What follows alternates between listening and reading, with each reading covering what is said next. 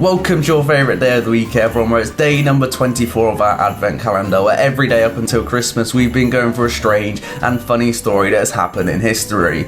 We're almost at the end of the road, and once again, guys, thank you so much for sticking with me and supporting all the videos. It really does mean a lot. The amount of effort it's taken to put them all together has been quite a bit. So anyway, let me know down in the comments which is your favourite story throughout history and which one you've enjoyed the most. I think in terms of strangeness and hilarity, the spanking criminal of London really caught me off guard, but I did enjoy learning about America trying to nuke the moon. So yeah, comment down below which is your favourite.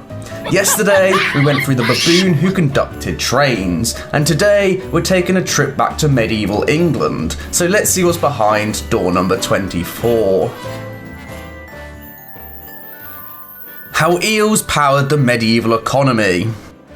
In the world of medieval England, coins were rare and hard to come by, so if you're on a day trip to the market, you'd take valuable goods such as eggs or livestock, so you could trade it and return home with bread, fruit, ale, and possibly a new wife. One form of currency that may be exchanged in the medieval market that we may see as quite odd today is eels. These slippery customers were a highly sought after commodity in the medieval world, and along with eggs, ale and grain, among other goods, eels could be used to pay your rent. In the 1086 Domesday survey, which was a survey to determine how much wealth England had and where power lay after William the Conqueror invaded England, paying rent in eels was actually a lot more common than corn. The most wealthy eel fiddler was Earl Hugh of Chester, where residents paid him 75,000 eels annually. Of course, all these landlords weren't just keeping top secret underground medieval aquariums, as the eels traded were not alive or freshly caught. The fish was cured by salting, smoking or drying,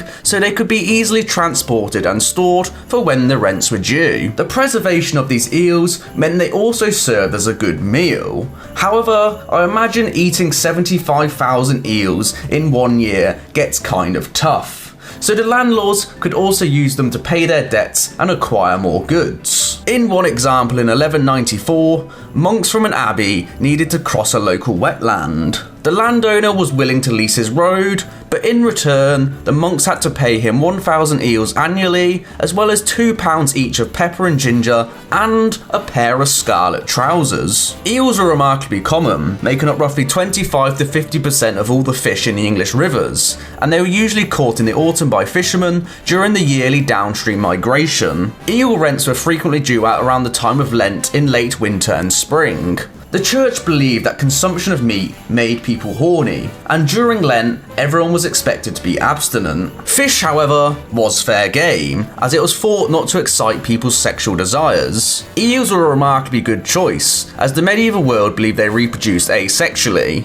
However, they actually don't, and this comes from an ancient misunderstanding from Aristotle. Eels breed in the open sea before heading to land and migrating upriver as fish called elvers, who are about 10 centimeters long. Once they find suitable homes inland, eels stay and grow there for more than a decade, until they eventually head back to sea to breed and die. Aristotle never made the connection between eels and elvers, and believed that eels just sprang out of the mud. This belief lasted well into the 16th century, and it was not until 1777 that an Italian named Carl Mondini located the eel's ovaries. The search for their balls continued, however, another 120 years. Of course, a lot of the medieval world's thoughts was based on their own experiences and observations, so they did not witness the reproduction stage either. Eel payments for rent lasted well into the 13th century due to their religious significance. Other payments had started to fade at this point,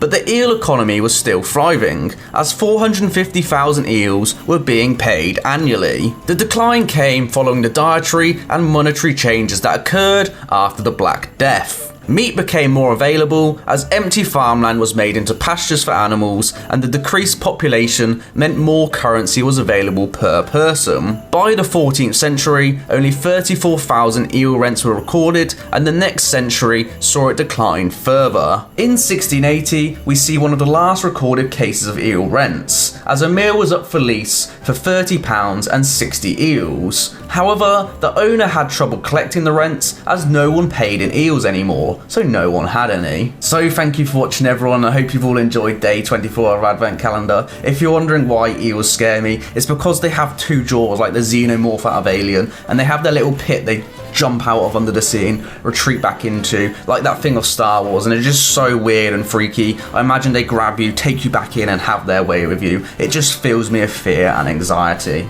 So anyway, join us tomorrow for our Christmas special, our last day of our Advent Calendar. I won't ruin the surprise this time, and again, thank you so much for watching. I'll see you all then. Peace.